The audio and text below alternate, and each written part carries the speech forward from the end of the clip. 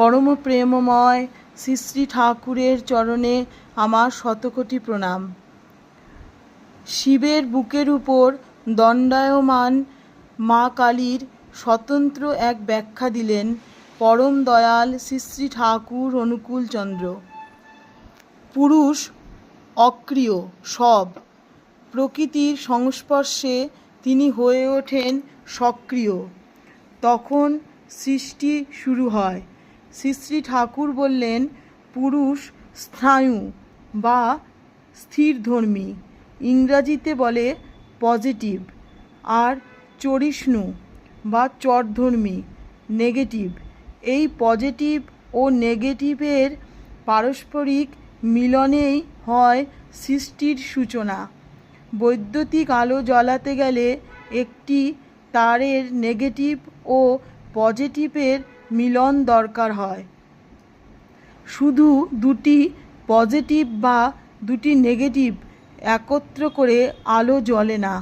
লৌকিক শক্তির বেলাতেও নেগেটিভ নারী ও পজিটিভ পুরুষ উভয়ের মিলনের দরকার হয়।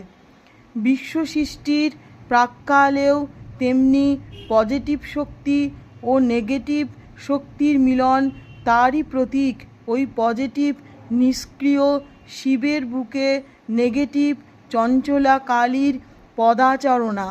শিব মানেই সকলের ও সব কিছুর শয়নস্থান।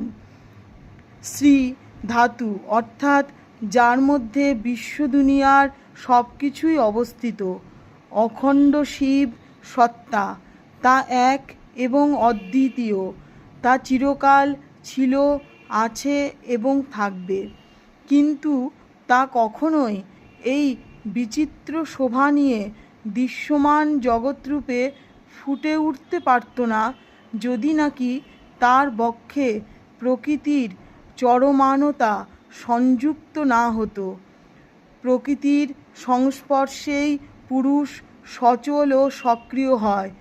উভয়ের সংযোগেই সৃষ্টি সম্ভব হয়ে ওঠে। শিব ও কালী সেই পুরুষ ও প্রকৃতি, পজিটিভ ও নেগেটিভ। এই হলো শিবের বুকে শ্যামার অবস্থিতির তাৎপর্য। জয় গুরু।